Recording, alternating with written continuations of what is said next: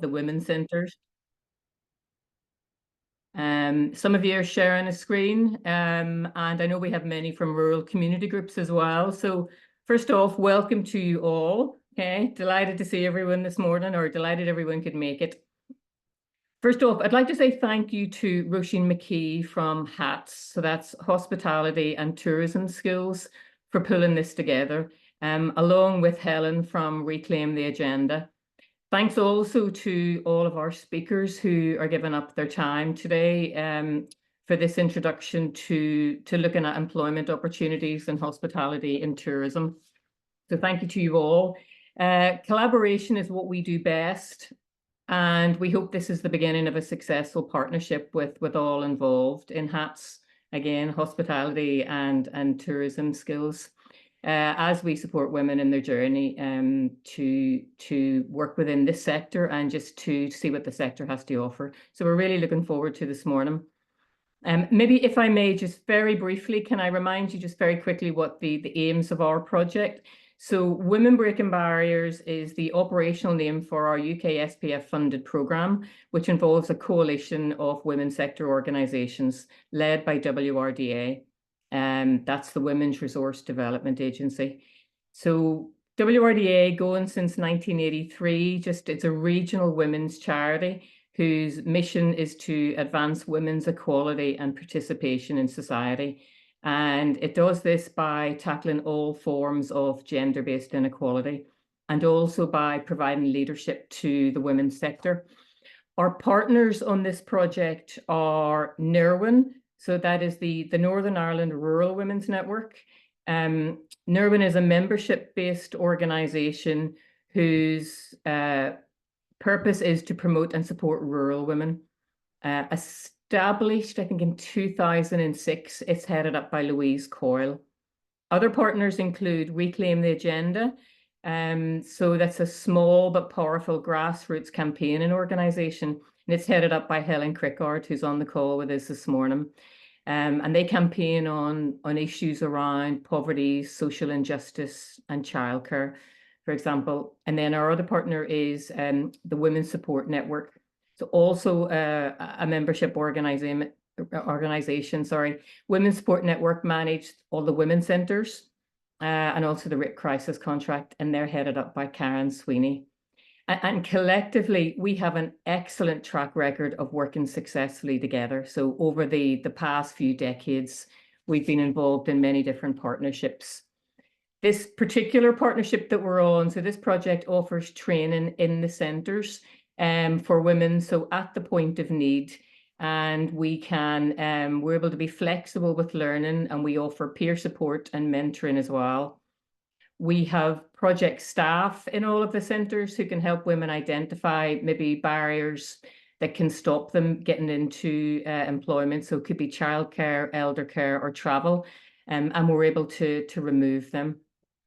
So we're able to work with women at their own pace, basically because it's through the centres, and provide support, I think, for up to 6 months after following progression. So it's a fairly unique project.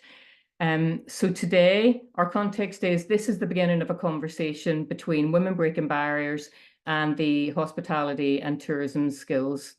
So we're looking at developing a bespoke course for women interested in working in the hospitality and tourism sector and supporting women to get back into the workplace. So look, without any further ado, I'm going to pass you over to Roisin McKee, who's going to be the main host for the session.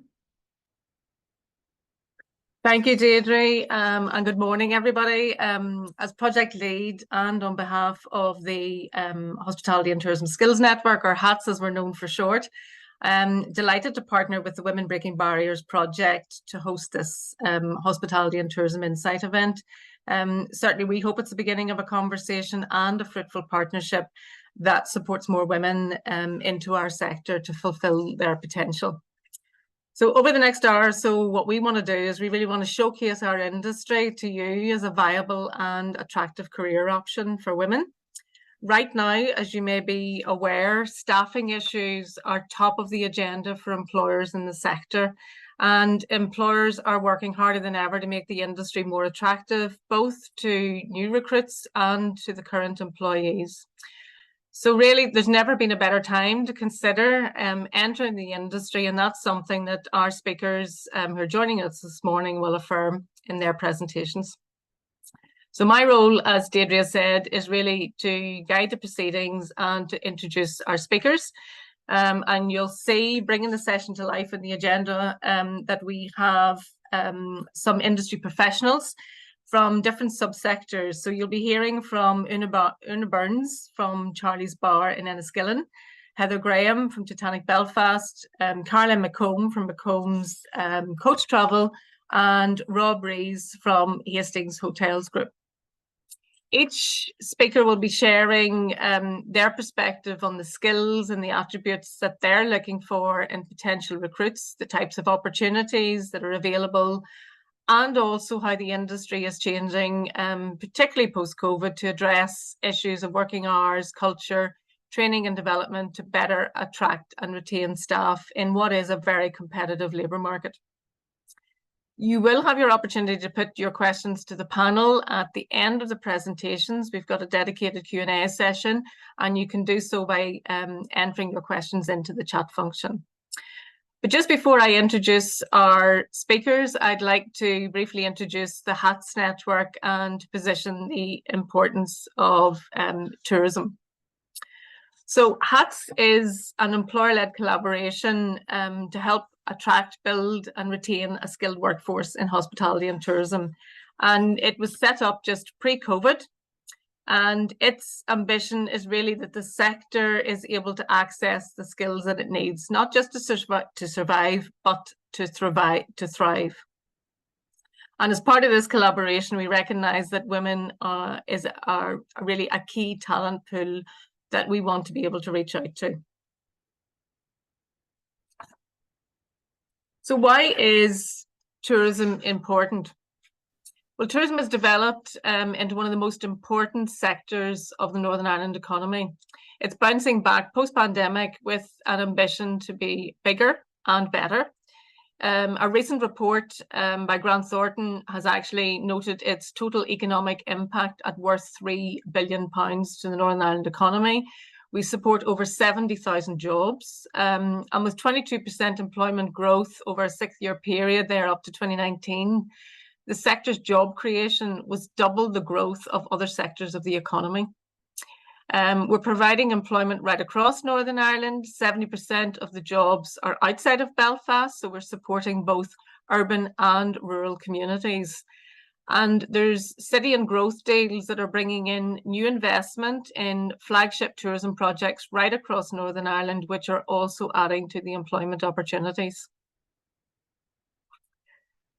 So in terms of the diversity of opportunities, you will hear just from a few of the subsectors today, but whenever we look at tourism and hospitality, there's much more to the industry than meets the eye.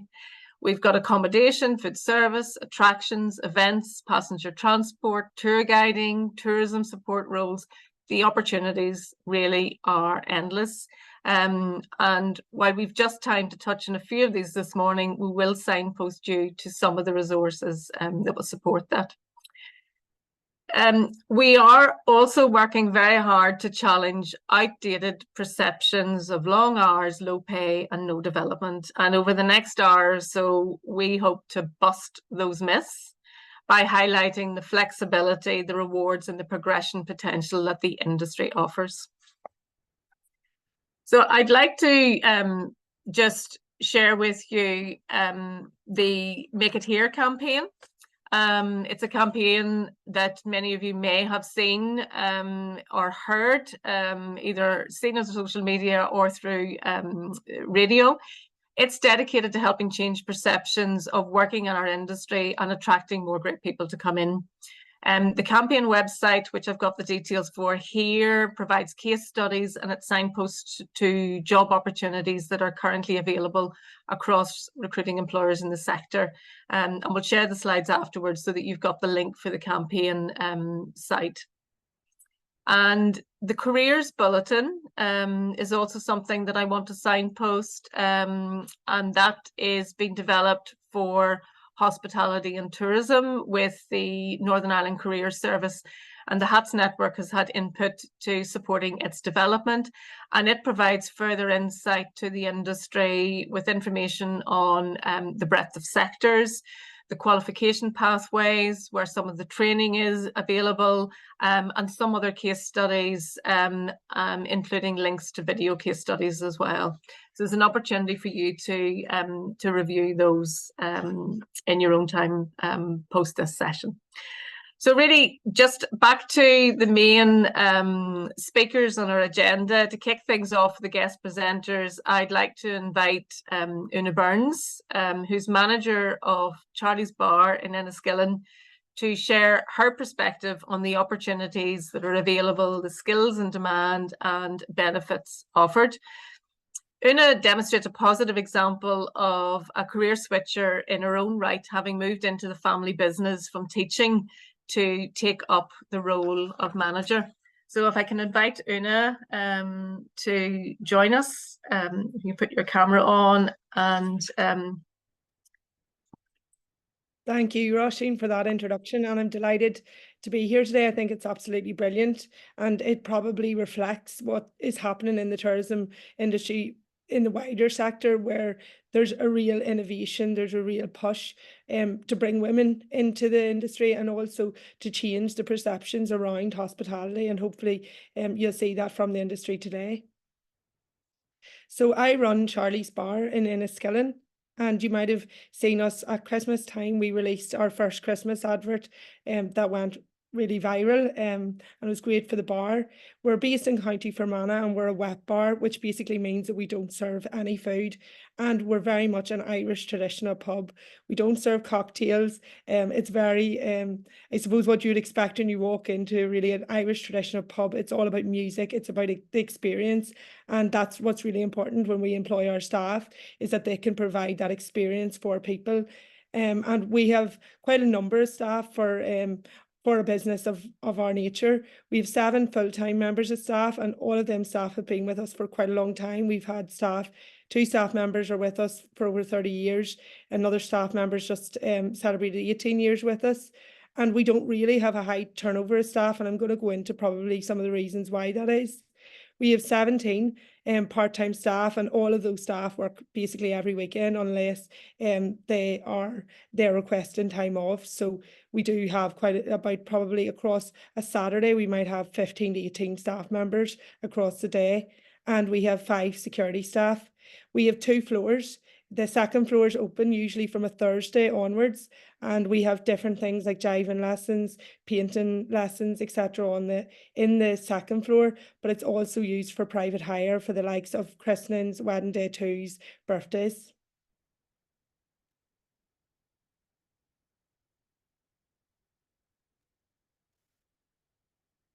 So the types of opportunities available, and I think a misperception sometimes with the bar industry is that it's just a bartender and that's all they would be looking for, and there's no progression. But I think that's very much changing. In our case, I'm currently the manager. We probably will be looking for another manager very soon. My father at the minute is working in the business, but he's 73 and he's due retirement very soon. So I'm hoping to take on another manager at the minute. We also have an assistant manager. We have supervisors, and this suits somebody who's maybe new to hospitality, somebody who's possibly of a younger in age, but wants a bit more responsibility. So they would be a supervisor that could be in charge of a floor, for example, if they're in the upstairs lounge. It could be, as they progress, in charge of the whole bar on a quieter night. And that also can be in the case of, for example, a key holder. So we will give opportunities for progression, for more responsibility as and when people want them. We have security staff. We have people who are trained to do cocktails. We understand me. I can honestly say I don't know how to make a cocktail, and it's probably not something that I'm not enthusiastic about learning. And I suppose it's respecting what people want to learn and giving them the opportunity to do that. So some of our staff are trained in cocktail making, and then they will be on shift for certain nights where we do those cocktails. For example, we have a cocktail and coaching night coming up on Friday, and that staff member will be rewarded and paid more because of the role that they are conducting on that evening. And we also have social media. So currently at the minute, I'm doing our social media, but I have 2 people helping me with regards to messages that we get in, replying to comments. And again, that can also be a great role for somebody who's maybe wanting to add on some hours to their work life, but they're not necessarily wanting to be in the bar at that time. So both of those people add on to their workly week hours by doing remote work for us.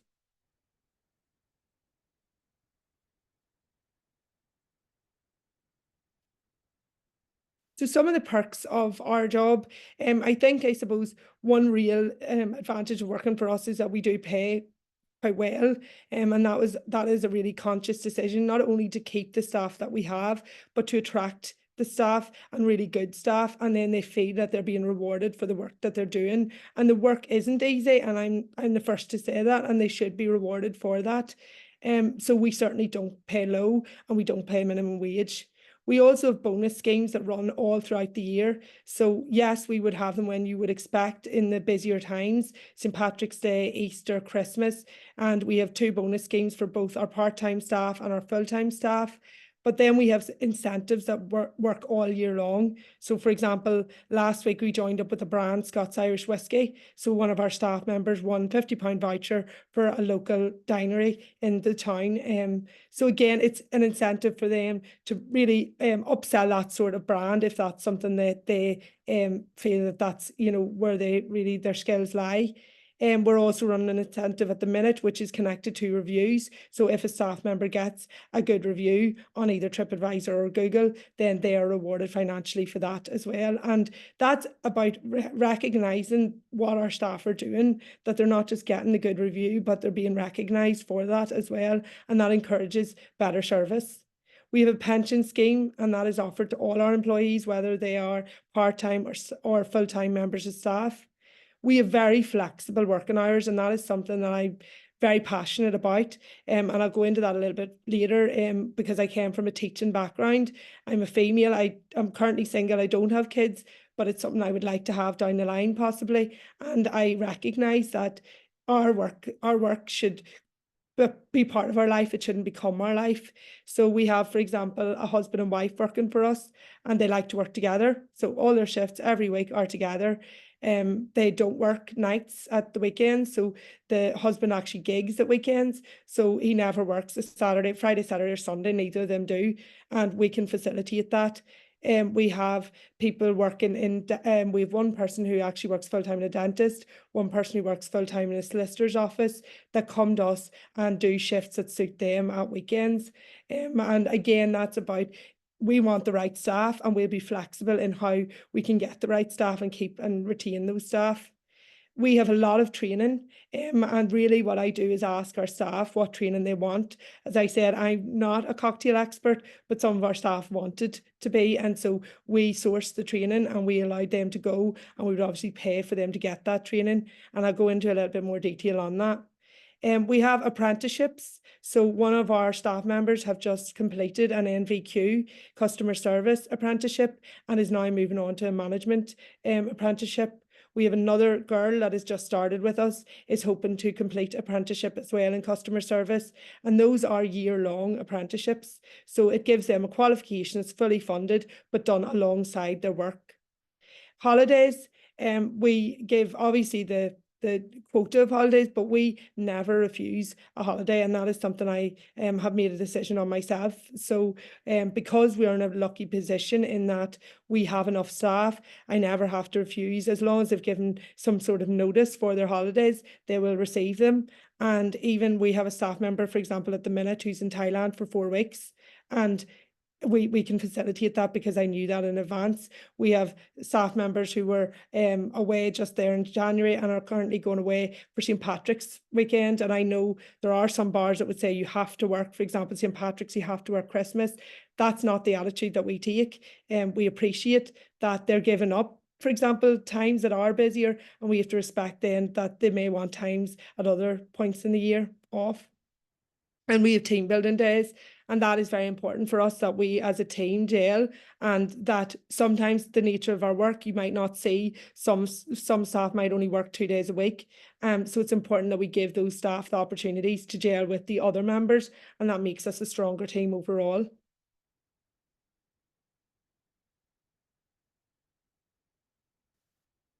desired skills and qualities. And I think the first thing I would say here is that it's not about qualifications. And I am probably the prime example of that. I came from a teaching background. I never managed a bar, and I took on a bar in COVID. And yes, in my younger years, I'd worked behind it. It's a very different experience to work behind a bar when you're 17 to running it and managing 2 floors and different people, etc.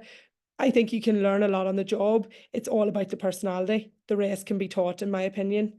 But the ability to use your own initiative, to come up with ideas, to think, oh, am I actually going to clean that table? To not have to be told to do these things, to think, okay, the stock's getting low, I'll go and stock that shelf up. And it seems simple, but it's those staff members that stand out. It's the people that will really think on their feet. Interpersonal skills in any hospitality job, I think, is essential. That you need to be a people person. You need to enjoy speaking to people. And for anybody that's social, this is just a dream come true. And I really love that side of it. You get to learn about people. And for some people, you might be the only person they speak to that day. And you're really a lifeline for them. And I think that really was highlighted over COVID. A good memory always helps when you're trying to take orders. The ability to work quickly and efficiently, and I think that translates into any job. If you can do something efficiently, obviously you're going to be a valued member of the team. That you have to enjoy working with people.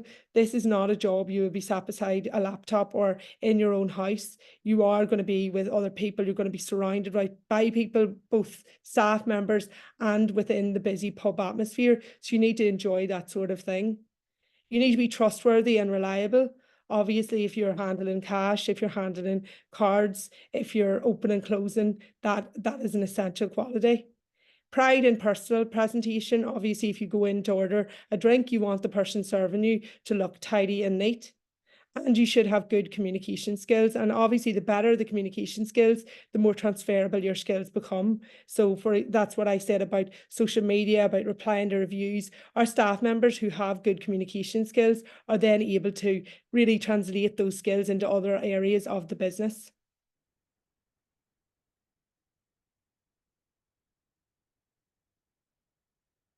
So how are we responding to the change in labour market? As I said, we are just a small Irish bar. We just serve drink. And obviously, it's trying to keep ourselves busy that we can give work to these over 30 staff, but also to make that work enjoyable. And one thing I noticed when I started in the bar is that the late night didn't really bother me, working until maybe 1 o'clock, but it was the cleaning after, really, I hated it, to be honest. And it was tough on the staff. So we employed professional cleaners. So particularly at busier times in the year, that's done, for example, at Christmas. Throughout the 2 weeks of Christmas, we had professional cleaners come in every day. And it just means that the staff are left to actually do their job, which is serve the drink, create that memorable experience for people, and then let the cleaners do what they're really good at and clean the place to a professional and to a high standard. We have staff trips. So we go to, but we've been to Boatyard Distillery tour, to Bushmills tour. We were in the Guinness Storehouse last week. We were at Todd's Lake for a team building day. And these are not just left to staff days once a year. And this is very much something that we try to build in throughout the year, both as a knowledge and trying to upskill, but also about gelling as a team. We give training, and it's always optional. So I ask staff, is there any training they require or they would like?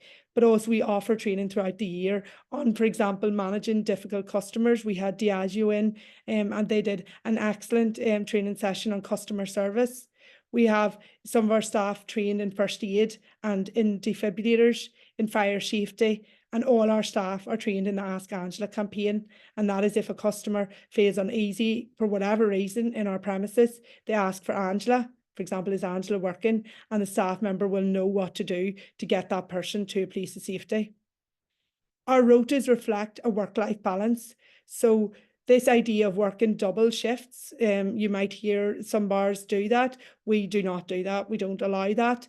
I never will put somebody on a double shift on a rota. We will make sure that everybody gets more than their allocated legal break time. We also make sure that staff, if they feel overwhelmed, if they do have some staff have mental health, some sort of mental health issues, and they've told me about that, and we have what's called a 5-minute break, and they just say to me or whoever the management is on that night and just say, I need 5 minutes, and they can go outside. And that doesn't need to be a smoking break. That's just 5 minutes for them to take their time. And as I said, that idea of if somebody requests a holiday, that they get it, but also that we respect people's holidays. So if somebody's off, they are not contacted. If they are an assistant manager, if they are a supervisor, somebody else is put into that role and given that responsibility for that time that that person is off. And if there is a problem, it's then put, for example, to me, it's not put to that person who's off. It's very important when somebody's off, they can be off and just totally switch off. And that then makes our environment that they're working in a much happier place because they're not burnt out. And I would say we also have a supportive work environment. And I think that's where we have people who have left and went to solicitors' offices, went to dentists, but actually want to still continue working in hospitality. And to finish off, 2 case studies. Myself, as I said, I was a teacher. I was a full-time teacher in Maherfelt. I was living in Belfast, and during COVID, our manager left. So I left teaching career to join the family business. The reason for joining it was really to just get it back to a place where it was open. At the time, it was closed because of COVID. I wanted to reopen the premises, get a manager in, and return to teaching. I absolutely loved teaching. That was my passion in life, or at least I felt it was. I started in the bar and I absolutely loved it, and it's thriving as a result, and we're absolutely delighted at how it's going. But I suppose the reason I want to use me as a case study is I'm not like most managers. I only work 2 Saturday nights behind the bar a month. That's all I do. The rest of my time is spent training staff, employing staff. It's rotas, it's wages, it's banking, it's creating events, it's booking musicians.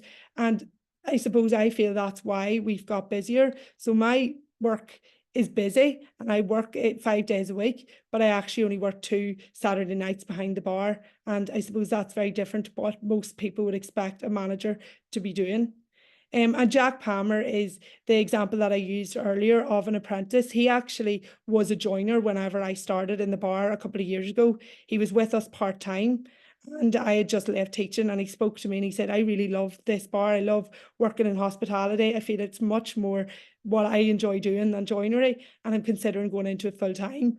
Now, I felt for him, he was a young man at the time. He was only 18, and that was a big decision for him to make. So to make that worthwhile for him, we felt it would be better for him to do an apprenticeship while working with us full time. So he left his joinery, he worked with us, and he's still working with us full time. He completed his MVQ in customer service, and he's just about to start his management qualification. And in order for that to work to the best, in my view, we will be giving him more management responsibility, so that works with his apprenticeship. But I think he's another example of a young person who's 19, who is thriving in the industry and has huge career prospects ahead of him. Thank you. Thanks very much, Una. A really insightful presentation. I think we'll all agree that your passion and enthusiasm for the industry really shines through in that, and also in terms of staff welfare, that rang through very clear as well. Picking up the aspects of some of the myths that we're looking to bust. The flexibility is clear there in terms of the ability to be able to make your own hours, the rewards for staff, progression opportunities, and also a little bit of an insight into, it's not necessarily just the front of house roles that we would often expect, that there's also back of house roles as well. And you were highlighting obviously the social media in terms of its importance. The other takeaway for me as well was really just the importance of highlighting good people and interpersonal skills. And some of the participants that are joining us today, I know have achieved the World Host Customer Service training. And that's certainly a great foundation to be able to build skills to enter the industry. If you've got a passion for working with people and you've got a foundation of great customer service skills, then you're halfway there. So if you've got any questions for Una, as I noted earlier, if you can put them into the Q&A session at the end and we'll pick them up. But to move on now, I'm delighted to introduce our next speaker, who's Heather Graham, who's Head of Human Resources at Titanic Belfast. So Heather, if I can invite you to share your perspective and to take the screen, so to speak. Thank you, Roisin, much appreciated, and thank you for the welcome. It's great for us to be here. I would echo Una's comments from earlier with regards to just the opportunity to speak to you and share the opportunities that we have in our industry. In terms of Titanic Belfast, the scale is slightly different. We have around 300 staff working for us at the moment, and that will rise to over 350 by the time we reach the summer this year, as we have a seasonal employment model. But to help give some context, I thought I'd share a little bit about our story and who we are, so that you get some familiarity with why we have so many different job types. We've over 60 different job types on site here at Titanic Belfast. So most of you will be familiar with our iconic building, which you can see on the top right-hand side.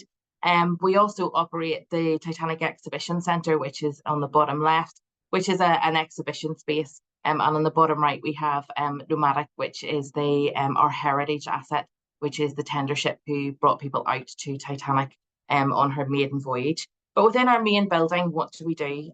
We have our visitor attraction, which we are world famous for. So we've got staff working in lots of different front of house and back of house roles to support that. We also have a learning and outreach offering. We have temporary gallery space. We have a retail store. We have the slipways at the back, where we have large scale events like Monster Mash and BBC Proms in the park, those types of outdoor events and concerts. And then inside the building, we also have our hospitality offering, which is mainly on our top 2 floors, and we do gala dinners, award ceremonies, and conferences and things. So the range of business activities within the venue means that we do have a really wide range of different opportunities in back of house and front of house roles. So what might that look like at Titanic Belfast? So we've got 3 different types of employment. We've got permanent employment, which is ongoing, and that can be on a part-time or a full-time basis. We've also got seasonal employment, which is where people come along and they work for perhaps a few months of the year. But the important thing to note around seasonal employment is what often happens then is that they have an opportunity to stay on in a different role, or maybe get permanent opportunities from that as you go along. And we also have casual opportunities as well, and they work really well for us in terms of we have students who are studying, so when they have less study to do, they can pick up more hours. Or we'll have people who work full-time in a different industry, but who really love the buzz and the vibe of working within hospitality and tourism, so like to have the opportunity to pick up a weekend shift or an evening shift to keep their hand in and to get that interaction with people. So like Una mentioned, it's really important for them, and they love that buzz of interacting with people, and we get people from all over the world here, so you never quite know who you're going to be speaking to when you walk through the atrium. For all the roles that we offer, we have a route through entry level, so that you can come and work with us and work your way up the organisation if that's what you want to do. So we will always try and provide development pathways that are suitable for the individual who comes to us. So the roles we have at the moment, which I'll go on to talk about in a moment, have absolutely no experience required. They come along, and it's the passion and it's the attitude. We can teach the rest. Again, like what Una said, you'll start to see there's themes running through today. So then we will look at that individual and what their desires are. So we might get a student who comes to work with us and they literally want June, July, August summer work. We might get somebody who comes to us who is returning to the workplace after long-term absence for some reason, or has been made redundant from another industry and wants to do something really different. So they're happy to come along, and they'll use their transferable skills. So their communication skills and their team working skills, all those attributes they will bring to us. And we'll look at their pathway. We'll look, do they have a desire to develop in the role they're in? Do they feel like they've been in the business a couple of months and actually they've seen something else they might like to work towards? And we will help them on that pathway. So given the scope that we have, we do have the ability to have a range of roles, and we do the majority of our services in-house. So we have finance, we've got marketing, we've got HR, we've got facilities, we've got marketing, we've got business sales. So we've got lots of different roles on site here that will help people. So we will look at the skills roles, and if we need a set of skills, we don't necessarily say there has to be a qualification behind it. What we will say is, for some people, if they have a qualification, that's great. However, if you've been qualified by experience, that is even better, because you've got the practical experience, and so you can take that pathway through the business from entry level, and you never actually have to have any formal qualifications. We do support people if they are on their journey and they decide that they do want to gain a formal qualification. So we have an example of our assistant events operations manager. So she's supporting the delivery of our hospitality offering, so those big conferences and gala dinners. She joined us as serving crew when she was 16. She's now in her mid-20s, and she has worked her way through to that assistant manager role. She has a desire to progress even further, and to help her with that skills gap that she now sees she has, and we're supporting her with her NVQ in leadership. And hopefully in September, if all goes to plan, she'll be stepping on to her foundation degree. And we'll support her with financially with the cost of those courses, but also with the time to do it, so that she can still maintain a work-life balance whilst developing her career at Titanic Belfast. So then, in terms of what we've got to offer at the moment, we have recruiting for 95 different job roles at the moment. 75 of those roles require no previous experience. They are all centred around our high season crew. So whilst initially they'll be a part of that seasonal recruitment piece, there will be opportunities for people to stay on in permanent and casual ongoing roles. So for all of the roles, they are all based in visitor attraction. So we've got retail outlets. So we have jobs in our Titanic store, in catering outlets, within visitor experience, and within ticketing. So in all of the opportunities, customer engagement is the absolute key. So for that person who likes the social piece, you have the natural patter, you like to strike up a conversation and you like to meet new people. That is one of the key skills that you can bring to these roles. And that doesn't have to have been gained in a professional environment. That's about your personality and your outlook on life. You'll also get the opportunity to learn new skills in those roles. So our retail offering isn't a traditional offering in terms of retail in the high street. So what we're trying to provide our guests with the opportunity to pick up a souvenir before they leave, but it's all part of their experience here. So it's not simply transactional. We do want it to be conversational. We want people to get involved and be interested in the guests that are in front of them. Again, thinking about our catering outlets, you would have the opportunity around barista training and food hygiene training, food service, till training, cash handling, all those elements which we don't expect you to bring that skill set to the business. If you come along with the right attitude and the right experience, the right attitude and the right skills, the interpersonal skills, then we can help train you to do everything else you need to do. So all of these roles do provide great flexibility. We are offering contracts anything from 20 hours up to full-time hours.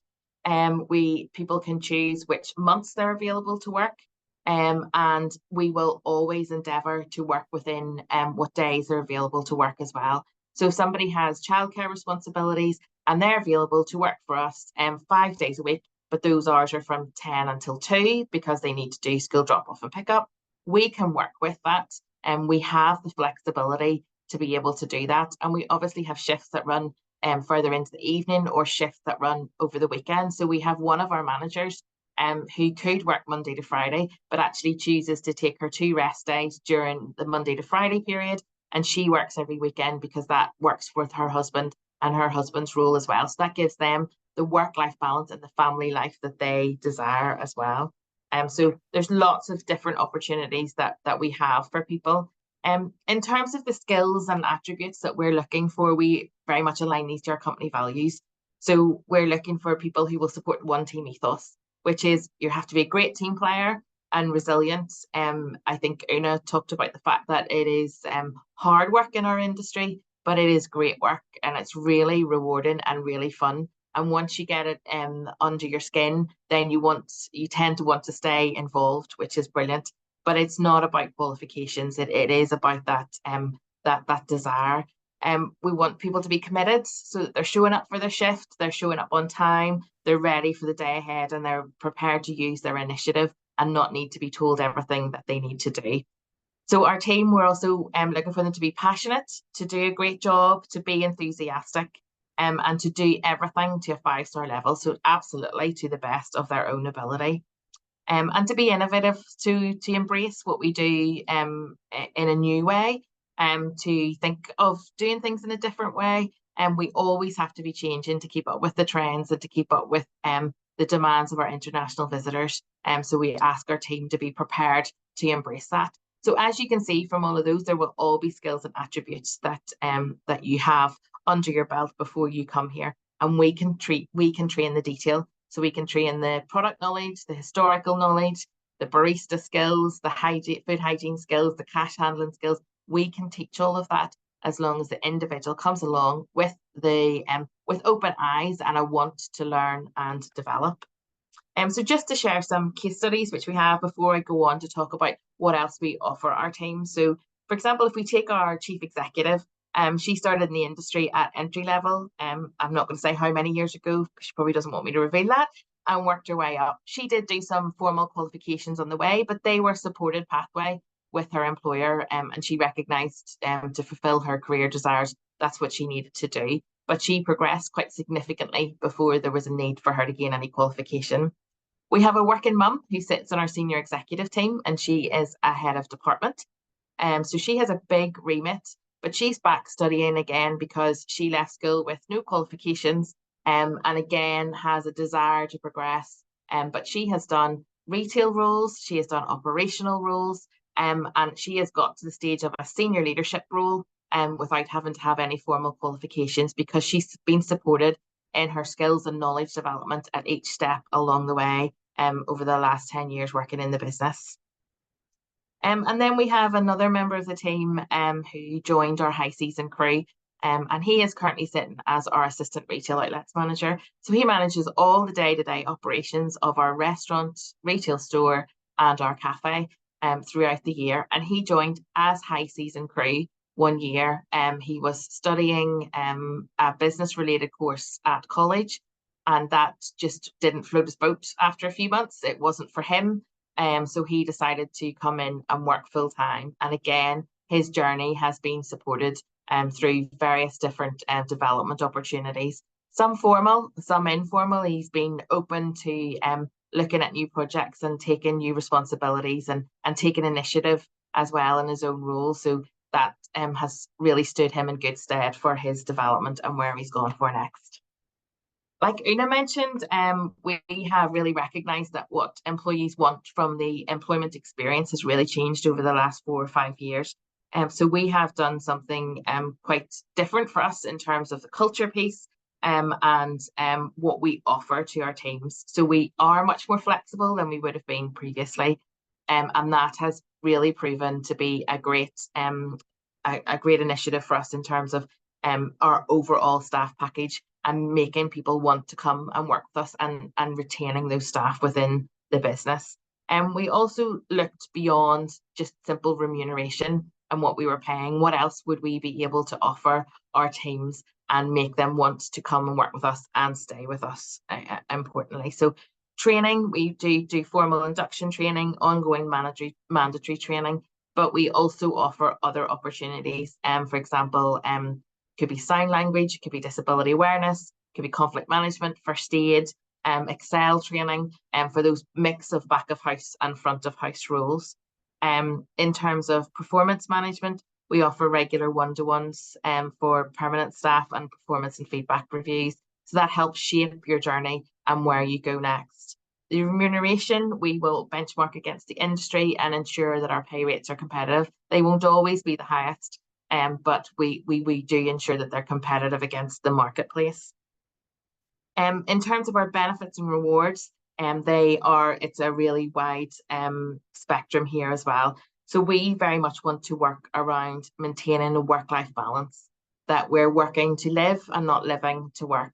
We want people to be happy in the workplace and to be passionate about what they're doing and enjoy their experience, but that it's not, that it doesn't feel like work every day. It is hard work, but when you've had a great day, then it doesn't feel like it's just been as hard work. So we try to support around offering free car parking.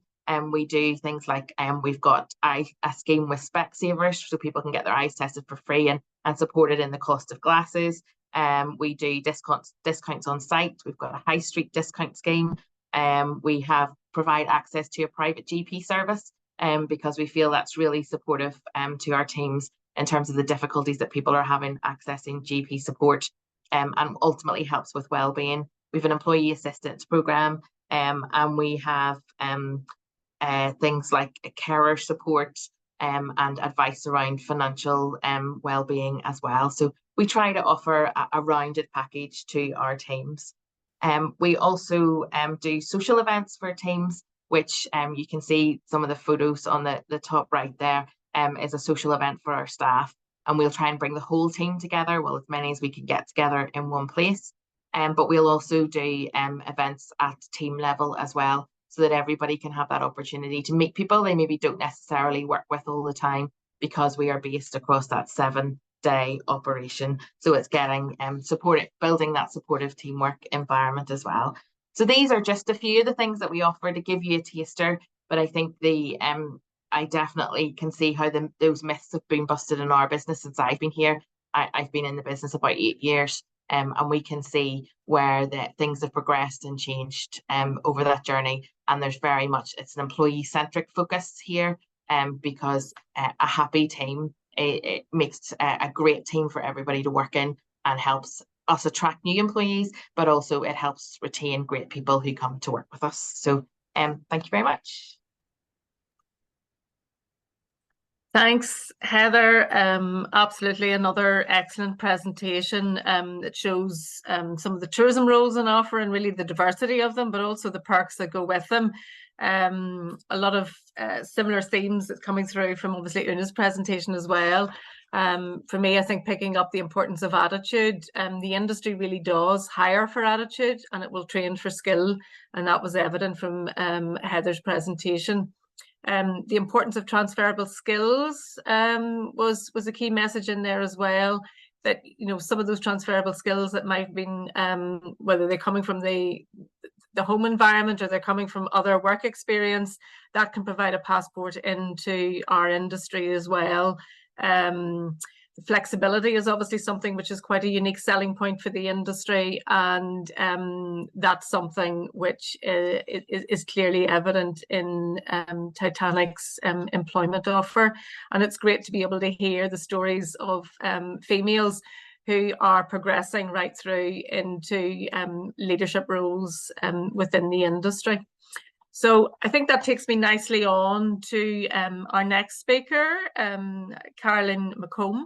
And Caroline is wearing 2 hats as director at McCombs Coach Travel, but also as the chair of Bus and Coach NI. So I'd like to welcome Caroline now, just to give her perspective, not only just from McCombs Coach Travel, but also speaking on behalf of the wider coach travel sector. So over to you, Caroline. Thank you so much, Roisin.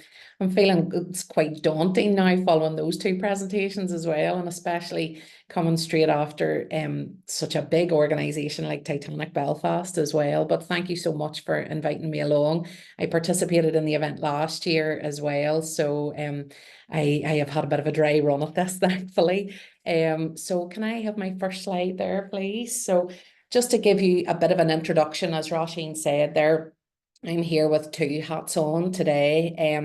I am a director of McCombs Coach Travel. It's our family business, which I run with my husband. But I am also chair of Bus and Coach NI. We are the organisation that represents all the reputable coach companies here in Northern Ireland. And we played a really, really pivotal role through the pandemic in helping all of those coach companies to lobby Stormont to get us the funding that we so desperately needed and deserved to keep all of our businesses afloat and keep us going. Unfortunately, our sector didn't fit into any of the other sectors that we're able to source funding. So we are very proud of what we achieved throughout the pandemic to keep all of our family businesses afloat. So who are we and what do we do? So again, just to overlap the two, Bus and Coach NI is the industry body that we have. I suppose you could liken it to Hospitality Ulster for the hospitality sector. Bus and Coach would be our membership organisation that helps all the companies come together and work together and really sing off the same hymn sheet. At McCombs, as I said, we are a family business, much like most coach companies in Northern Ireland. We have been in business for almost 30 years now, and we work locally with local people, but yet we are here to cater for people from all around the world. We cross into lots of different sectors. All coach companies you'll find don't just concentrate on their own industry of coach hire, but we also support the events industry, education, tourism and sport as well. Some of you'll maybe recognise our, I suppose, most famous vehicle is the Northern Ireland football team coach, and we have been the proud official supplier of transport to the Irish Football Association for, I think, about 20 years now. So some of you will recognise us from that lovely big green coach that we have. So can I have my next slide up there, please?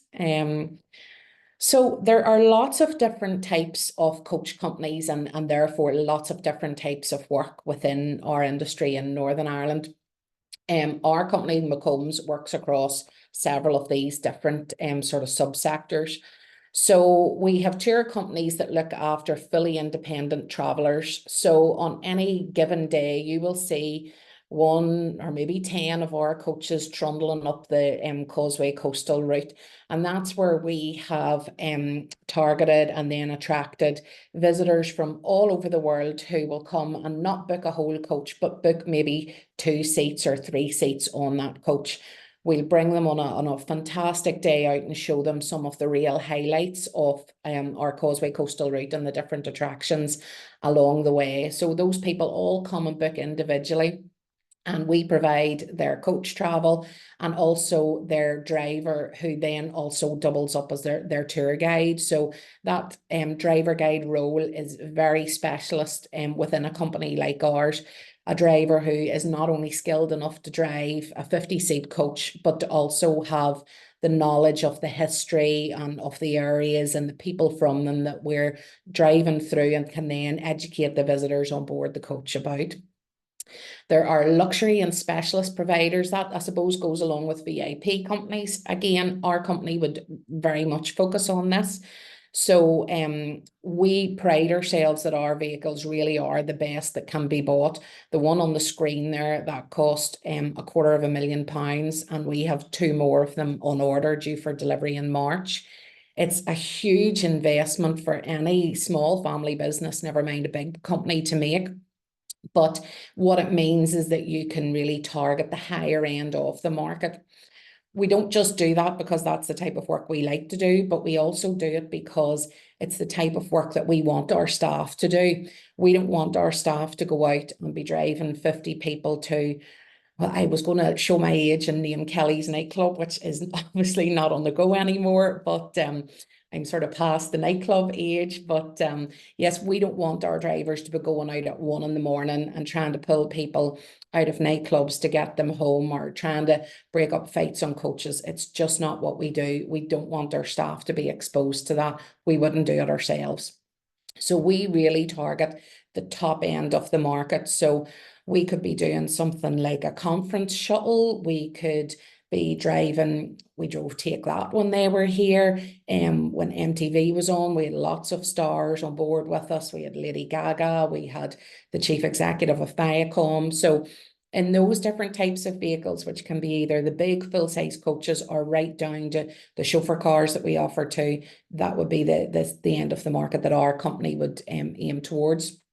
There are also international companies who will do things like bringing groups of school kids to, for example, the French Alps, who they'll go on ski holidays, and they want to have that same coach to travel on the whole way through. So there are companies here who will specialise in that. And then at the other end of the market, you'll have the school and the budget transfer companies who will provide older and less comfortable coaches because there's a certain budget of customer that they're trying to target. And then, as everybody knows, we've got the red open top bus companies who provide tours all around the city where you can board at one point and hop off at another and do that throughout the city for multiple days. Now, there's a quote just at the bottom of the slide there. Coach companies are the arteries of tourism. And that was a quote directly from John McGrillen, the Chief Executive of Tourism NI. And again, just to go back to COVID, that was when our industry was really recognised for the value that we offer to tourism and across all other sectors as well. When you really think about the value that our industry brings to life in general, you know, if it wasn't for coach companies, groups who arrive into the airports couldn't get to their hotels, tourists who come here couldn't go out and spend their money in all the different attractions that we have here. Corporate groups couldn't shuttle between their hotels and their event venues. So it was one of the few positives that came from COVID was the recognition that our industry finally gained. So just on to my next slide then, please, about the jobs and careers that we offer. Now, Roisin had specifically asked me to tell you a bit about my story. I don't know whether it's of interest or not, but I suppose it sort of highlights how, you know, you can stumble upon a career that you love and last you a lifetime. I am originally from Portadown and went to our local primary school and secondary school, and I hated school. I didn't want to be there. It just wasn't for me. I have never been an academic person at all.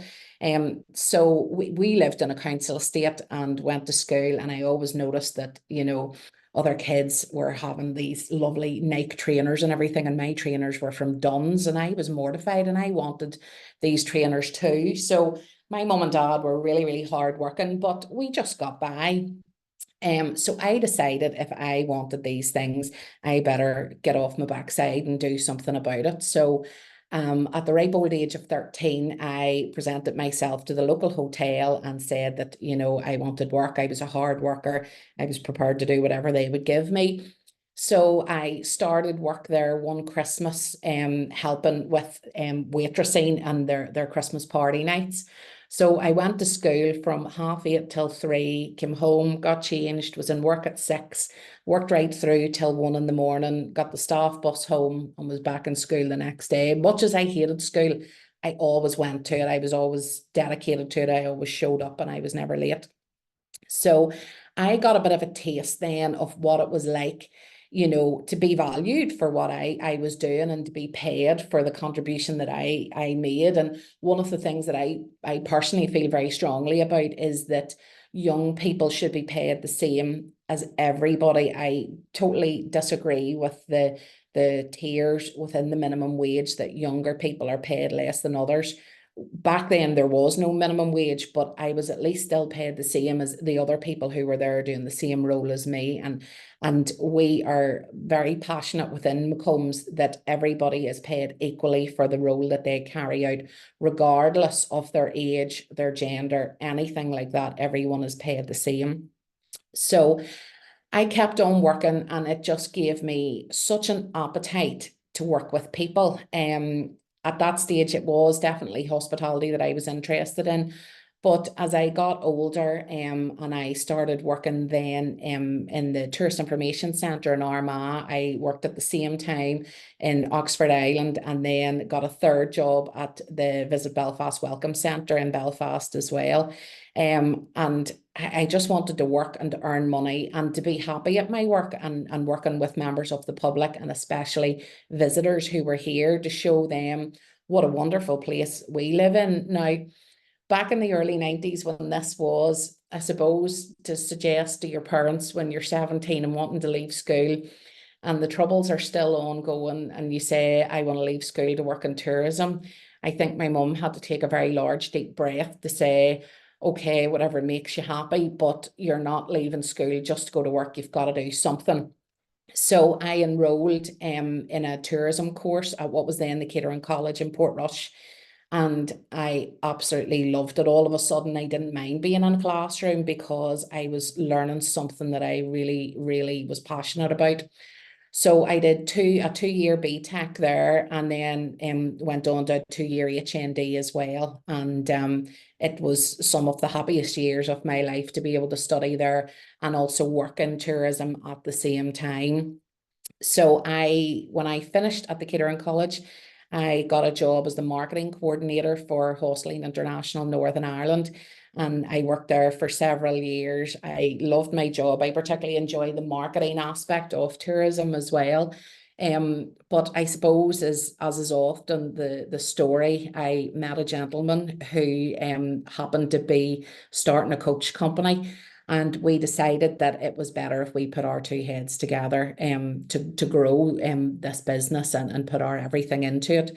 We found ourselves at a bit of a fork in the road a few years later when we had a young family and we're deciding, is it right for us to stay here? What are the prospects here? My husband's brother lives in Sydney, and it was such a wonderful opportunity for us to go and live there. But in the end, we decided, no, we've got family here too.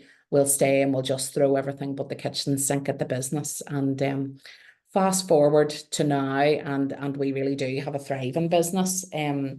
So yes, I suppose all it does is illustrate that you can have a non-traditional role or route into an industry or a job, and there's lots of different ways you can get into it. So roles within our industry, I suppose people think that the coach travel industry is very, very male dominated, and that is totally forgivable because when you see a coach out on the road, 9 times out of 10 it's a man driving it. So it's only natural to believe that it is a really heavily male dominated industry, but it's not.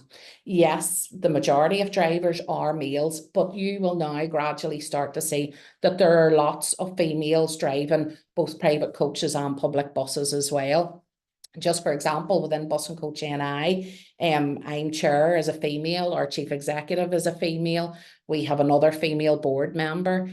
As I said, most coach companies in Northern Ireland are family run. So naturally, there will be a woman at front and centre of the running of that business. Within coach companies, it's not just coach drivers that keep the show on the road, that keep things running.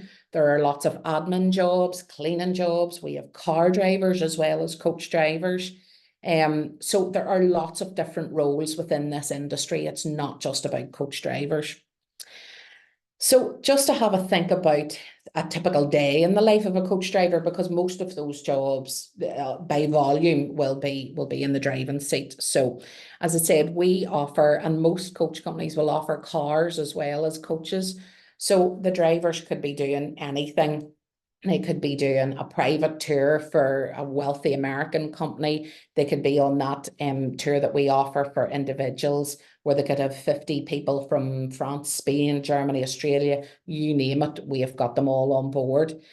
And I suppose the key for us is to say that this industry is not necessarily for 9-to-5ers. Yes, if you're working in the office in a finance or an admin role, it is more likely to be that.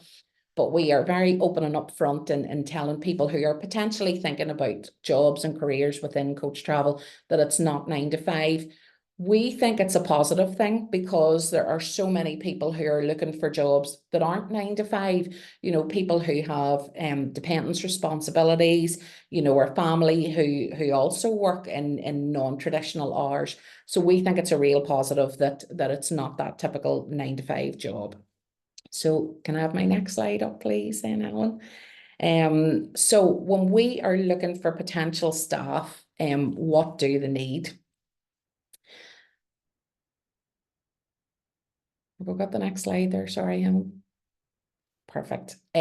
So coach drivers don't require any academic qualifications, but they must have a Class D driving license. So that's the license that allows you to drive a coach of over 16 seats, really, and they must be over 18. That's really for insurance purposes more than anything.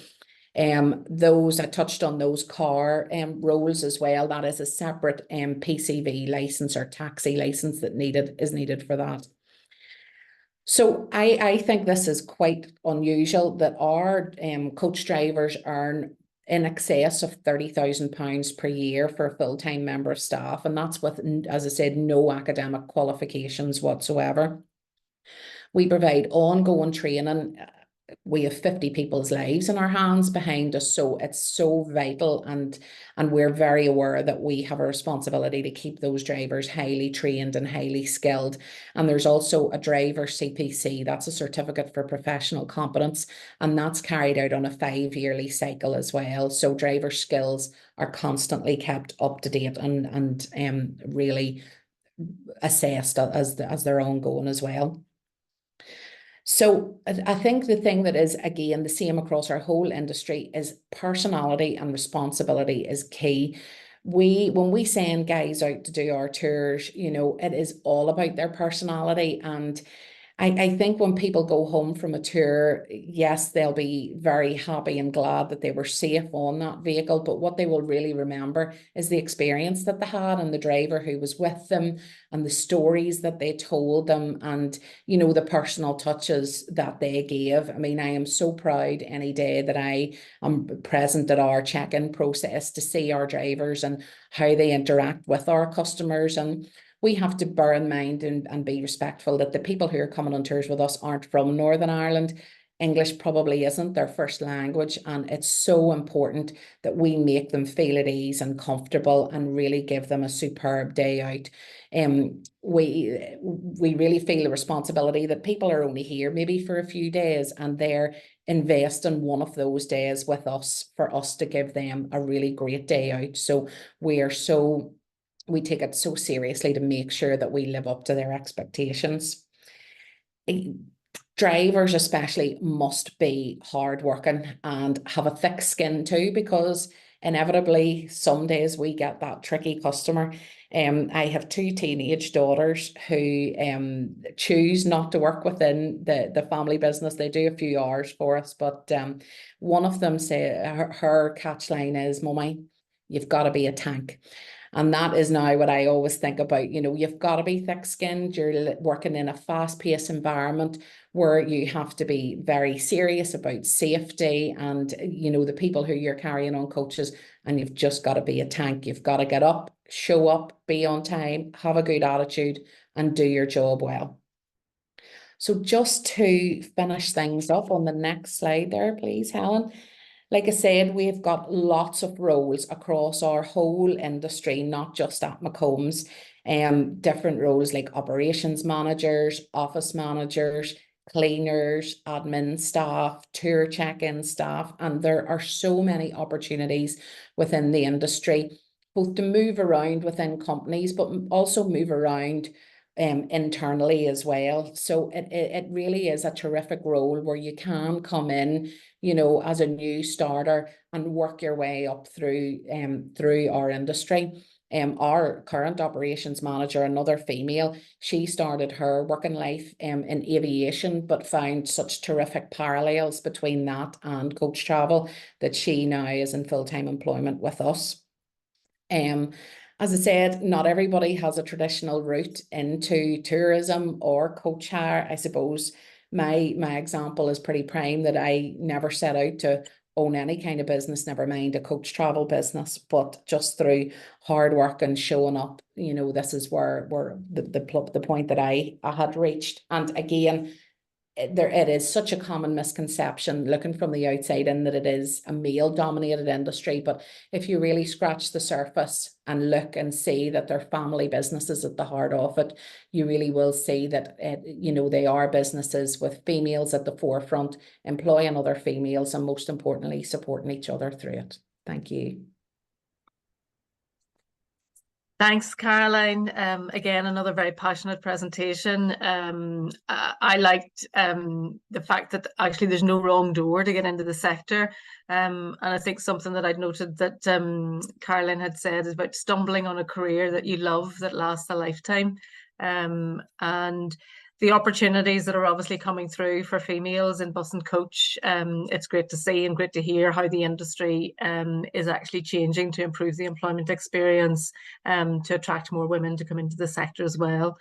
So last but not least, we've got our final speaker, which is Rob Rees, who is Head of Culture and People at Hastings Hotels. So without further ado, I'll ask Rob, please, to take the screen. Thank you. Good morning, everybody. It's great to be with you. I definitely have the dubious task of following 3 great presentations, and I suppose just following on from Roisin's point there, our ambition at Hastings is really to create an environment or a place for people to thrive. And thrive is one of our key words, because everybody talks about growth, but we recognise that some people really enjoy their craft. They really enjoy their craft or their expertise, and we want to help all people, whether they see the next rung up the ladder as their success, or other forms of success. So I've entitled my short presentation as a place to thrive, because that's really what Hastings Hotels is all about when it comes to people. It's about providing that same 5-star experience to our employees as well as our guests. So not to be presumptuous, but we are the largest independent hotel chain in Northern Ireland. We were established in 1960 by Sir William Hastings, who really had a vision of creating a place to go and a good time to be had by all. At one point, our cigarette sales in the 1960s outsold our alcohol sales, which is a very interesting fact. We now have 6. We have 6 properties. If you can just click on, sorry, I've put animations into my slides, so thank you. So we have 6 properties across Northern Ireland in our hotel space. So we offer 2 luxury 5-star products, both at the Culloden in Hollywood and Grand Central, which you can see there. We've got 2 destinations. So our destination hotels would be the Europa in central Belfast and Ballygally on the Antrim coast. And then we've got 2 neighbourhood hotels, which is here at Stormont, which is also where our head office is. 1066 House is attached to Stormont, and also Everglades up in the northwest. We also have 2 independent units. So we've got the spa, which I'm going to talk about in a little bit, and also the Cultra Inn as a standalone restaurant come bistro pub. We employ over 900 people right across Northern Ireland from all walks of life, from all backgrounds, and really from around the world. We have Americans working for us. We have Belfast people working for us. There's a real eclectic group of people who are bringing together our vision of providing the finest in Irish hospitality right across Northern Ireland.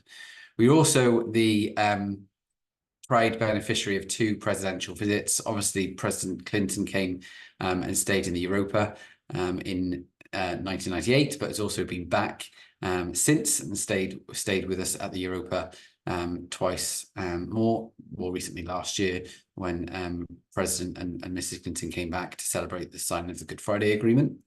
And more recently, at the same event, we had the current president stay in our Grand Central Hotel, our newest hotel in the group, where him and his White House staff stayed for a night. So we really take that responsibility of representing Northern Ireland and its community and its people really seriously through our guest experience. So our property portfolio, if you just move on to the next slide for me, Helen, thank you. So our property portfolio, as I've already explained, really spreads right across the province. So Everglades up in the northwest, it is really a central hub of weddings, of corporate events. There's 53 hotel rooms in our Everglades property, and a big, massive ballroom and a newly refurbished restaurant. You've also got Ballygally further down the north coast, again probably a hotspot for weddings through March through to August, but also a really great place to visit if you are wanting to go and take a dip in the sea, for example. But our product there is also very unique in the fact that, yes, it's wedding based, but there's links to Game of Thrones, our culinary offer, and also our accommodation in Ballygally is superb. And then obviously you've got the 4 main Belfast hotels, which provide a variety of accommodation, of food and beverage. So culinary, arts and innovation is pretty important to us there. But also things like fitness. We've got fitness instructors in our gym. We've also got spa and spa treatments and an independent GP facility as well. So there's lots that our hotels offer. So in terms of the group, what does the group look like? The group really has that vision. If you can just move on to my next slide, please, Helen. Thank you. So we really have a real clear vision of being recognised as a prestigious family company. So our chairman is Howard Hastings. Our board is made up of the Hastings family. And we want to provide the finest in Irish hospitality for our visitors around the world with style and excellence. That's our vision of what our organisation is there to provide. And how we do it is also equally important. And if you can just click on to the animations, that would be great. So we're really passionate about the guest experience, but from a people and culture perspective, we're also really passionate about our people. And that comes through in our inspiring leadership. So it's about how we all contribute and set that positive example. It's about making sure that our team have the tools that they need to do, and they need to do the job.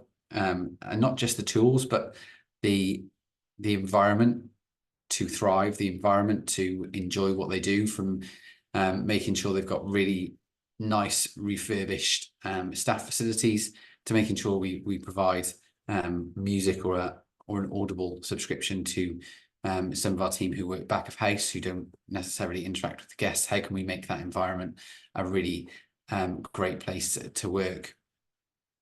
Effectiveness, efficiency and creativity is really important to us. How can we help our team to be quicker for our guests? How can we support them with technological advances, but also with simplicity? It's simple, from leaving a chocolate on a pillow to winning a housekeeping award like the Europa have just done. It's really about how we enable our team to be creative without putting too many barriers in their way. Sustainable success is our next value. So that's really just about making sure that we're sustainable and we sustain our success over a long period of time. And then finally is about our sense of style. So making sure that our environments for our guests are really modern and clean and traditional and a really nice environment to be, but also equally our staff facilities are equal to that. So we've just spent a lot of money refurbishing staff facilities at the Europa to make sure that they've got a staff hub with traditional tables and chairs, but also sofas, pod chairs, iPads and all of that. So our team, who work incredibly hard and have great fun on their feet, can take the time in their own place to relax and get back to taking care of their health and well-being. Next slide, please. So in terms of what we obviously we've got a pretty large operation. So we do have quite a number of different roles that we recruit for, both from an accounts assistant working in a head office to a reservations agent downstairs in our call centre, right the way through to receptionists, managers, food and beverage assistants. We are on the lookout for multiple areas of our business. You can see one of the biggest things that we are looking for is managers. And similar to what Heather said at Titanic, and I think Caroline said at McCombs as well, it's really about making sure that you've got the attitude to approach the role, but also the desire or the motivation to do it. We can show you the rest, and that's one of the things that I'm going to highlight to you in a couple of slides' time. All of these different roles that we recruit for on 3 bases. Is that word? Next slide, please. So we offer both full-time work, but also part-time work. So full-time is obviously, as it says on the tin, it's 35 hours a week. You are contracted to work those 35 hours a week. Part-time, again, you're contracted to work anywhere from 5 hours a week to right up to 30 hours a week. And those are generally set patterned shift rosters that come out weeks in advance, so you can plan and you can prepare for life outside of work, because it's about how we live, and not necessarily living to work, but as Heather said, we work to live. And we provide that consistency, we provide that routine, so you can make sure that work is within that limited time frame. But we also provide flexible employment. So what flexible employment, a really good example of that would be conferencing and banqueting, similar to Heather. So our busy seasons at Christmas, at summer, at Easter, when companies are doing big corporate events, we would pull on our flexible team members to come in and help run some of those functions. So they can be anything from emceeing at the start of an event, to introduce them, to tell them about the fire exits, to waiting staff, to cleaning staff, to service staff, right across the board. We also have a lot of people who are on long-term contracts with flexibles, because people like the flexibility that a flexible contract gives you. And I'm thinking about one specific individual who works for us in Ballygally, has worked for us for 20 years on a flexible contract, because they like the seasonality of it, and they like the fact that they can work hard in the summer and then work less over the winter months. So it's really about providing and molding the employment opportunity that best fits life. And again, going back to that saying that Heather said earlier, is about working to live, not live to work. It's about how all that fits in with your life. Next slide, please. So being the size that Hastings are, that provides us with really good opportunities to provide ongoing learning and development opportunities. So if you've got the right attitude and the right desire to get stuck in, we will provide you with all of the operational training that you need in order to do your role.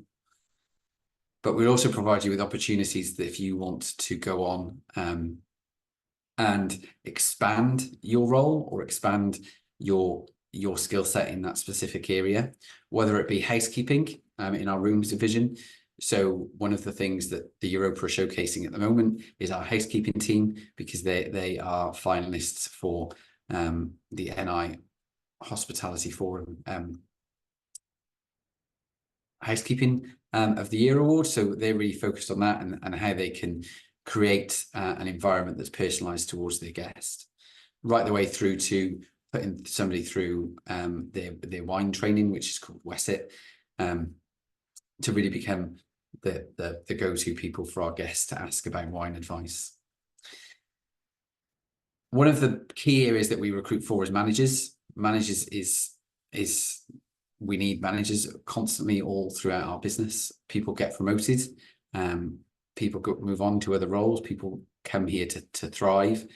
And one of the individuals I'm going to share with you in a second, Katie, she joined as a part-time events assistant, and is now a fully fledged senior manager within our business through the trainee manager program and the manager and ambassador program. MAP is our key program that we offer to all of our team, sponsored by us, but also in conjunction with Ulster University. And that is about, as it says on the tin, it's really about providing the management skills to people who show up with a great attitude, a great belief in our vision that we can share together, and we can help you bring that forward. And then finally, the other thing that we offer is Hastings signature training. So I've already mentioned housekeeping, but go into the kitchen for a second. Our kitchens are some of the most innovative and exciting places in the entire group. They are real engine rooms of great culinary excellence in terms of creating new things, from a different type of assay to poaching an egg in a different way with a special type of crumb, to reinventing the bagel is this week's thing that's going on in our kitchens. Our kitchens are a really exciting place to be, whether you're a kitchen porter who is supporting our chefs, or whether you're a chef de partie who is working on a Saturday afternoon to do afternoon tea, or a pastry chef who's working breakfast. There's lots of opportunities to work at different parts of the day, but also be really creative if you want to as well. Next slide, please.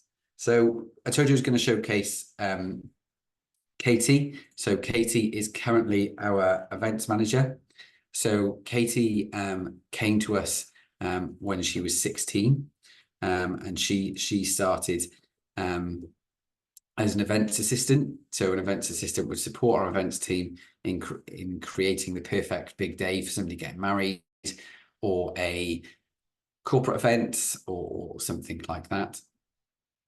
So she was part-time at the time, about 6 years ago, and she was encouraged to apply for our training manager program. So we sent her to Ulster University, where she completed our trainee manager program and completed our manager assessment program, ambassador program. She also did some other roles within the hotel, from reception to back of house, a variety of different roles. And then she applied for a full-time job with us and was successful in her promotion to events manager. So she's really gone through a transition over the last 6 years of being a part-time, moving into a trainee manager program, and then moving on to an events manager. Her typical pattern of work isn't 9 to 5, Monday to Friday. It's quite different. So she is the events manager currently at Ballygally. So they can have multiple weddings over a weekend. So they can have a wedding on Friday, Saturday, and Sunday.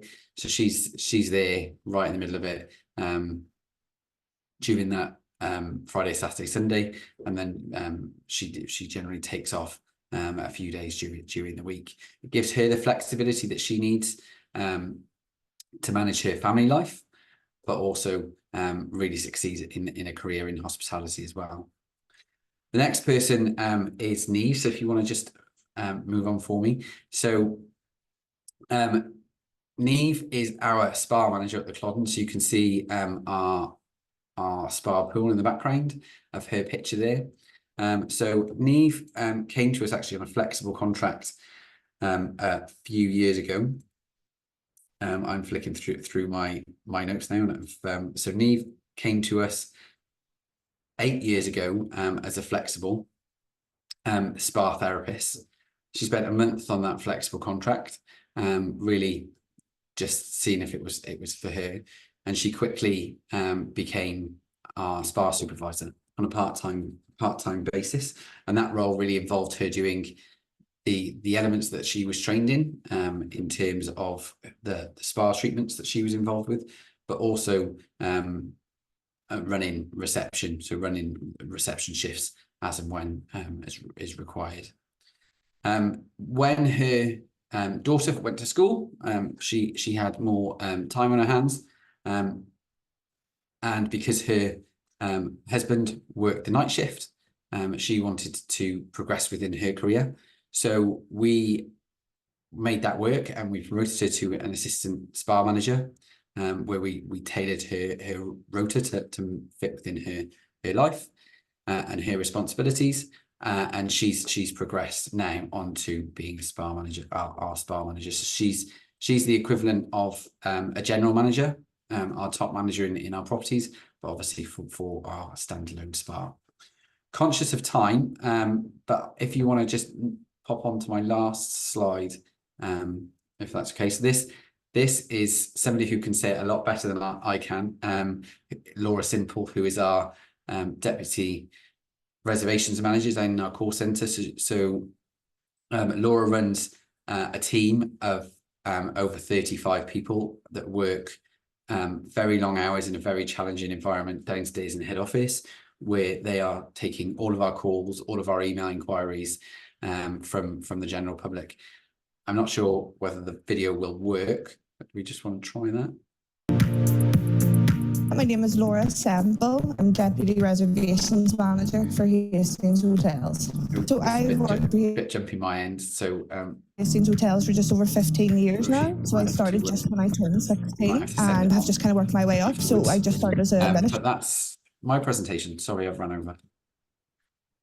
Yeah, sorry about that. Thanks, Rob. I think with the video, what I'll do is I'll signpost everybody to the video. It's an excellent video. It's on the Make It Here campaign site, and it'll be an opportunity for people to be able to kind of follow up and listen to it along with some of the others further to this session. So just in thanking Rob, just another great presentation. Certainly loved the line, "A Place to Thrive." I think it really captures the essence of what our industry offers, and you've reinforced messages in your presentation, Rob, that's gone before, really around the great opportunities, the changing work practices, the flexibility, the progression for people who have personality and passion.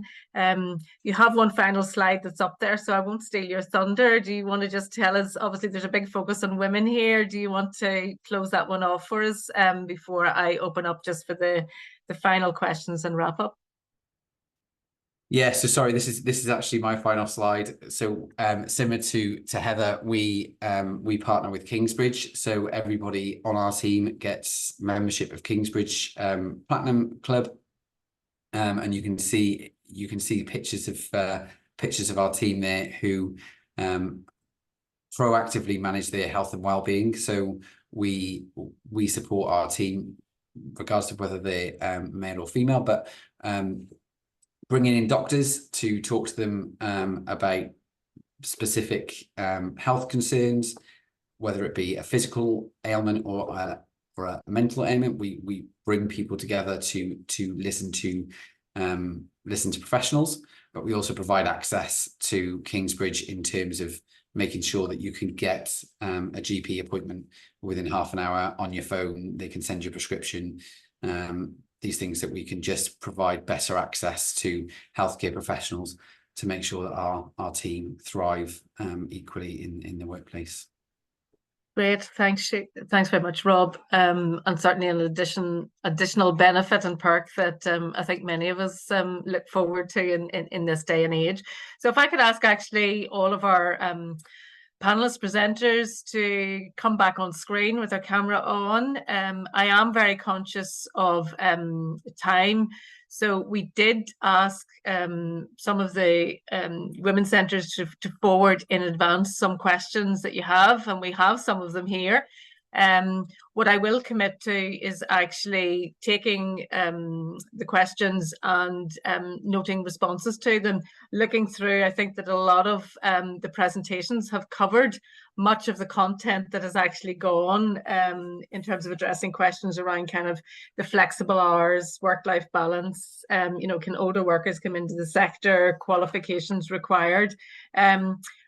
I am, just in the interest of time, probably just going to note a couple of things. And as I say, we'll be sharing a copy of the presentations, the links to the further information and resources that we've noted, and a Q&A for the questions that have already come in. There's one which has just come in there now, which I'll pick up, and then one that I'll throw around just for each speaker just to have a final comment on, and we'll wrap up in the interest of time.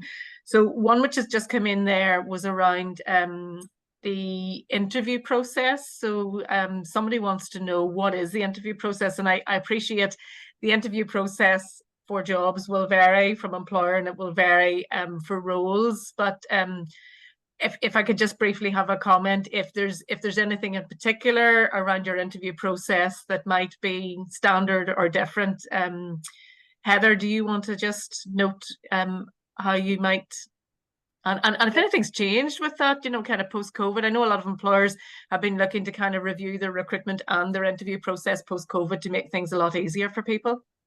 Yeah, so I think in terms of the interview process where we do get to interview, a lot of it will focus around transferable skills. It's not necessarily around direct experience that translates right into our industry. All those skills and attributes that we talked about earlier, it's wherever you can bring those from, whether that's personal life or social life. But in terms of our big intake at the moment, we will actually do group interviews to start with. So there'll be group sessions and they'll have little challenges to complete in that group, and it's really about so that we can see how people engage with each other and how they get on with others around them. So displaying that teamwork and communication and ability to engage with others really quickly, because that's needed in our industry. So that takes away hopefully the fear for some people being confronted with an interview panel. They get to show their best side in a more natural way rather than straight into panel questions. Yeah, no, great. And I'm just going to ask Rob the same. Is there anything any different about the way that you do it at Hastings? No, I would just add that because we are a 24-hour a day operation, we are much more flexible with when we interview, and our interviews tend to be very, again, informal, in the fact that you might be sat in the piano bar with a cup of coffee that you're obviously given complimentary, and you're sat with the hiring manager. You're not sat in front of a panel of half of us and the hiring manager. You're in a really informal environment where you're asked 3 or 4 questions and then given the opportunity to clarify anything. So it is really flexible and informal, and you can fit it in around your other commitments that you've got as well. Okay, great. But what I'm going to do is I'm just going to give the last word, very, very brief, to each of you in turn. Just one last piece of advice, if there's anything that you pick out to the client advisors that are there, the women that are considering coming into this industry, what would be the bit of advice that you would give to them? And then I'll take things to a close, and I will commit that the questions that we've got coming in, we will follow up with a Q&A with responses to them. So in no particular order, can I pick on you just to say if there's any last minute piece of advice that you would give over and above anything that you've covered in your presentation? I'm just actually going to pick up that question has come in from a lady who said that she has care responsibilities for someone with autistic children. We have somebody working for us, actually has worked for us for now coming up on 30 years, has 2 autistic sons, both severely autistic, and now are at an age where they're no longer at school, so they do require more in terms of care responsibilities, but we 100% work around that, and I completely understand. For example, a dentist appointment, etc., he would have to be with them for those things, and the staff are very understanding towards that. The one piece of advice I would give to you is don't be put off going for interviews, but just to be honest about your situation, tell the employer that. And I think once an employer is aware, they can then work with you. But certainly it would not put me off, and we have a member of staff in that very situation. Great, thanks very much. Caroline, any last piece of advice for you in terms of the coach industry? Yeah, I mean, I think from thinking about it from an employer's point of view, you know, like Una said, we love it when people come in and are upfront and honest with us. And rather than seeing things as a negative, we look at it as a positive, because you have felt that you can be upfront and honest with us. And that then allows us, you know, to put support in place that can support you in the role. And it allows us to have a more reliable member of staff as well, because we're not asking you to do something that you simply can't do. You know, we love it when people come and are honest and upfront, but thinking about what we also want, we want people who are reliable, confident, and really happy at their work. So there's obviously an onus on us as much as the member of staff for that as well. So yeah, we just like positivity and upfrontness. Okay, great. Thank you. Rob, any final advice from you? Sorry, I was just writing down something to follow on from Caroline there, because I thought that was a great point. When you're coming in for an interview, or you decide to ask about a job, be honest and upfront, because I think one of the key things that we can do as employers, as Caroline said, is to be flexible. If you can show that you've got the skills and attributes to, not the skills and attributes, sorry, the personality and the drive to work in hospitality, we can be flexible around you. So just because you think, oh, it's a stupid question, or it's a little question, there's no such thing as a stupid question or a little question. What seems little to you is a big deal to us, to make sure that you ask the questions that are important to you. So I would just, my parting word would be, go for it. It's a great industry to be in. It's fun, it's energetic, but it's also flexible, so you can have that work-life balance that other industries really struggle to achieve. Great, thanks very much. And I think just in terms of wrapping the event up and bringing everything to close. Sorry, Deirdre, just a final. Yeah, sorry, I was just like 30 seconds. It was just to remind our folk, just any women that are on the call, that World Toast is one of the programs that we offer in terms of our major strands. So if you haven't actually already did it, you know, there is definitely the opportunity to be going for that anytime over the next year. And if you have completed it so far, that could well be your kind of bridge or your stepping stone in, because it's absolutely, you know, what you guys are all talking about, isn't it, in terms of the skills? Yeah. It'll certainly provide the foundation in terms of an introduction to the industry and those communication and customer service skills and conflict handling that are so critical. So certainly I would recommend the pickup of the programme in terms of World Host as an entry point. I did say at the very beginning that we thought that this was the beginning of a conversation. I know when we're sitting at the end here that actually the conversation could go on for quite some time. Very conscious of obviously everybody's agenda and diaries and time. So I will bring the session to a close. We do hope that there's an opportunity to engage further, perhaps for another event further down the line, and obviously looking at the development piece for an initiative to be able to support women back into our sector on a basis going forward. So I'd just like to thank Helen, who's been working diligently behind the scenes, looking after the slides, to Deirdre and the team at the Women Breaking Barriers Project for hosting this event with us, to our presenters, Una, to Rob, to Caroline, and to Heather for both your time and contributions this morning. And to all of you who are joining us, thank you very much for attending. I hope that everybody has gained value and insight from the session, and that you'll take away that tourism and hospitality really does offer a viable career path for women. And we hope that there's something in the presentation that is there for everyone. I mean, hospitality and tourism offers something for everyone. We will be sending on a copy of the presentations and a link to the campaign site and the other resources that we note, which will give details of jobs that are recruiting right now. So I suppose just in terms of closing, thank you again for your time, and have a great rest of the day and rest of the week. Thank you. Thank you, folks.